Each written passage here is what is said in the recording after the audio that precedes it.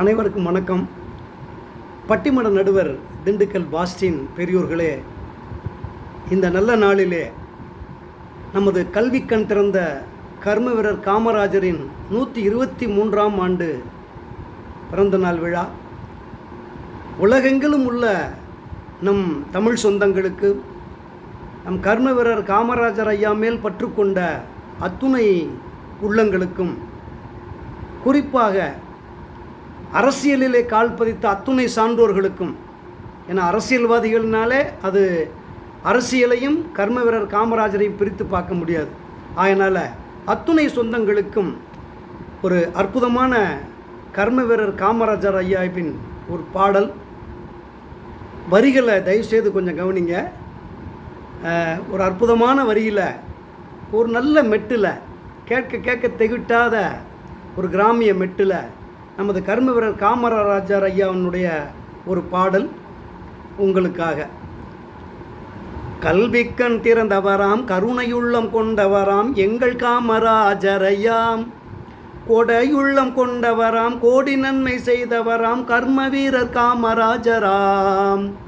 கல்விக்கண் திறந்தவராம், கருணையுள்ளம் கொண்டவராம் எங்கள் காமராஜர் ஐயாம், கொடையுள்ளம் கொண்டவராம், கோடி நன்மை செய்தவராம் கர்ம வீரர் காமராஜராம்.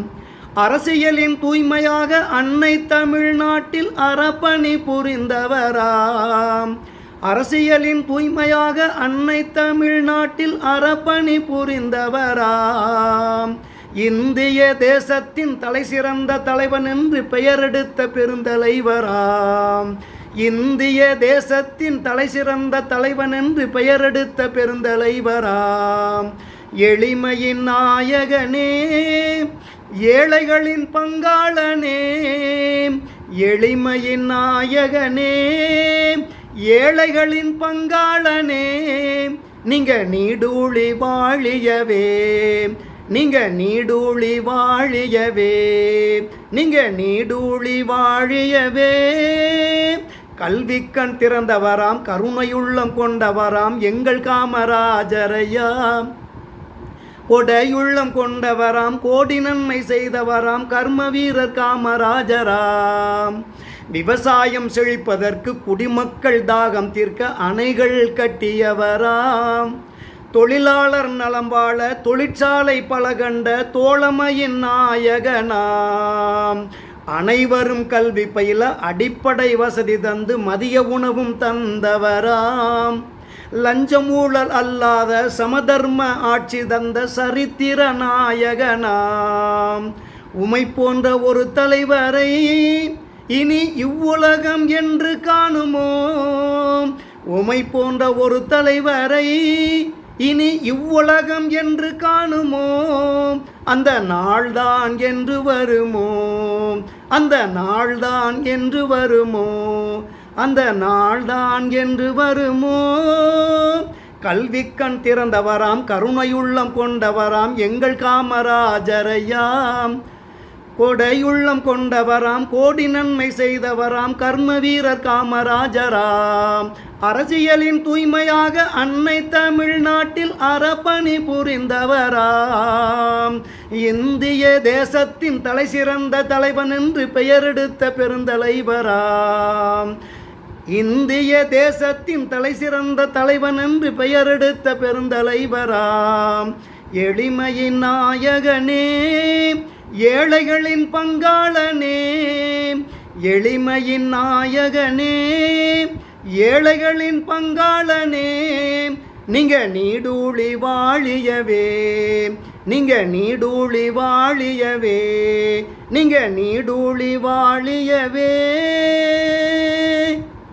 பெரியோர்களே, இந்த பாடலை கேட்ட, செய்தியை கேட்ட அத்துணை பேருக்கும் ஒரே ஒரு செய்தியை சொல்லி, இந்த நமது கர்ம வீரர் காமராஜனுடைய பிறந்த நாள் அன்று உலகில் உள்ள அத்துணை தமிழ் சொந்தங்களுக்கும், நமது கர்ம வீரர் காமராஜர் ஐயாவினுடைய பக்த கோடிகள் அனைவருக்கும் ஒரு நல்ல செய்தியை சொல்லலான்னு ஆசைப்பட்றேன்.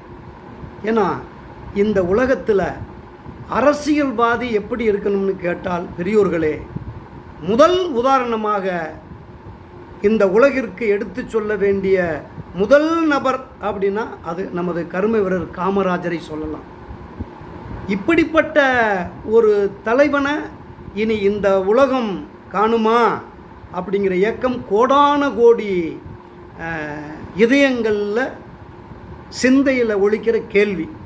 இந்த கேள்விக்கு பதில் சொல்கிறதுக்கு தான் இனி வரும் காலங்களில் அரசியல்வாதிகள் ஐயா நீங்கள் உங்கள் கையில் இருக்குதுங்க ஐயா. நீங்கள் நினச்சா, இனி வரும் அரசியல் தலைவர்கள் நினைத்தால் சத்தியமாக கர்ம வீரர் காமராஜர் ஐயா நினைத்த, அவர் செய்து காண்பித்த காரியத்தை இந்த தமிழகத்திலே முதலில் மாற்றி காட்டலாம். பிறகு அது இந்திய தேசத்திற்கு மாறும். பிறகு இந்த உலக நாடுகளுக்கே போய் சேரும். ஆக கரைபுரியாத கடன்களுக்கு சொந்தமான நம் கர்ம வீரர் காமராஜர் ஐயா செய்த அந்த பணிகளை நினைத்து உங்களுக்கு ஓட்டு போட்ட மக்களை, ஏதோ அவனை காசு கொடுத்தோம் ஓட்டு போட்டோம், காசு கொடுத்தோம் ஓட்டு போட்டி அவ்வளோதானடா அப்படின்னு ஒரு சில அரசியல்வாதிகள் பேசின வீடியோவே பல கோடிக்கணக்கான இதயங்களை நொறுக்கிருச்சு பெரியோர்களே. கர்ம வீரர் காமராஜர் ஐயாவில் பக்தி கொண்ட பல கோடிக்கணக்கான இதயங்களை நொறுக்கிருச்சு. அதாவது சின்ன முதலீடை போட்டு பெரிய லாபத்தை சம்பாதிக்கக்கூடிய ஒரு தொழிலாக அரசியல் மாறி போச்சுன்னு ஒரு நீதிமன்ற சுப்ரீம் கோர்ட்டு நீதிபதி பதவி ஏற்கிறப்ப சொல்கிறாரு. எல்லா துறையிலையும் ஊழல் படிஞ்சு கிடக்குது, அதுவும் நமது நீதித்துறையிலையும் கட்டுக்கடங்காத ஊழல் பெருகி கிடக்குதுன்னு பதவி ஏற்கிறப்ப ஒரு சுப்ரீம் கோர்ட்டு நீதிபதி சொன்ன செய்தியை ஒரு 4-5 வருஷத்துக்கு முன்னால் நீங்கள் ஊடகத்தில் பார்த்துருப்பீங்க. ஆகவே இனி இந்த சமூகம் சுழற்ச வேண்டும் என்று சொன்னால், லஞ்சம் ஊழல் ஒழிய வேண்டும் என்று சொன்னால், அது கண்டிப்பாக அரசியல்வாதிகள் கையில் தான் இருக்கிறது. நீங்கள் நினைத்த கைப்பாவையாய் உங்களது தொண்டர்கள் இருக்கிறார்கள். அந்த லட்சோப லட்ச தொண்டர்களை நினைத்துத்தான் கர்ம வீரர் காமராஜர் ஒரு பைசா கூட தனக்கென சேமித்து வைக்காமல் எப்படியெல்லாம் அரசியல் செஞ்சாருன்னு உங்களுக்கு சொல்ல வேண்டியதில்லை. காலம் முழுவதும் மேடைகளில் கரடியாக கத்துறாங்க அரசியல்வாதிகள். கர்ம வீரர் காமராஜரை போல ஒரு ஆட்சியை கொண்டு வருவோம். எனக்கு தெரிஞ்ச 50 வருஷமாக அதை சொல்லிக்கிட்டு தானேயா இருக்கிறீங்க, சொல்லிக்கிட்டு தானே இருக்கிறீங்க. என்னைக்கு அதை செய்கையில் செய்ய போகிறீங்க? செய்யலாம், நீங்கள் நினச்சா செய்யலாம். அப்படி செய்ய தவறினால் கண்டிப்பாக 1000-500 காசை வாங்கிட்டு ஓட்டு போடுறாங்க பாருங்கள், இவங்களெல்லாம் கண்டிப்பாக தலைகீழாக மாறுவார்கள் பெரியோர்களே, கண்டிப்பாக மாறுவார்கள். அந்த மாற்றத்தை நிச்சயம் கொண்டு வருவதற்கான அத்தனை யுக்திகளும் மக்கள் உள்ளத்தில் ரொம்ப ஆணிவேராக பதிஞ்சிருச்சு. இனி கை சுத்தம் உள்ளவர்கள்தான் அரசியல் பணியிலே தொடர முடியும், அரசியலை வழிநடத்த முடியுங்கிற அளவுக்கு இந்த இளைஞர்கள் இன்றைக்கு மிகப்பெரிய எழுச்சியோடு இருக்காங்க. அதனால் எந்த அரசியல்வாதிகளையும் நான் குறை சொல்லவோ அல்லது மேடை பேச்சாளர்களை குறைத்து மதிப்பிடவோ நான் இந்த வீடியோ வெளியிடலை. ஒரே ஒரு செய்தி என்னன்னா, 50 வருஷமாக நம்ம கர்ம வீரர் காமராஜர் ஆட்சியை கொண்டு வருவோம்னு இங்கே மட்டும் இல்லை, இந்தியா முழுசும் சொல்கிறாங்க. ஆனால் அது சாத்தியம் இல்லாமையே போய்கிட்டு இருக்குது. காரணம், இன்னமும் இந்த லஞ்சத்திற்கும் ஊழலுக்கும் ஒரு முற்றுப்புள்ளி வைக்க ஒரு சரியான கர்ம வீரர் காமராஜரை போன்ற, தோழர் ஜீவாவை போல, ஒரு பரிசுத்த நமது அப்துல் கலாம் ஐயாவை போல ஒரு நல்ல அரசியல் தூய்மைகளை இந்த சமுதாயம் எதிர்நோக்கி காத்திருக்கிறது. அந்த நல்ல தலைவர்களை படம் பிடித்து காட்பது போல உங்களுடைய பணி இனிவரும் காலங்களிலாவது இருக்குமேயானால் இந்த தமிழ் மண்ணும் இந்திய தேசமும் பிழைத்து நிற்கும். இல்லை என்றால் வாழையடி வாழையாக ஏதோ சாப்பிட்டோம் வாழ்ந்தோம் போனோம்னு இல்லாமல் ஏதோ ஒரு வரலாறை, ஏதாவது ஒரு வரலாறை, பிறப்பு தரித்திரமானாலும் இறப்பு சரித்திரமாகட்டும் என்று சொன்ன நமது அப்துல் கலாம் ஐயா எவ்வளவு நேசித்தார் கர்ம வீரர் காமராஜரை.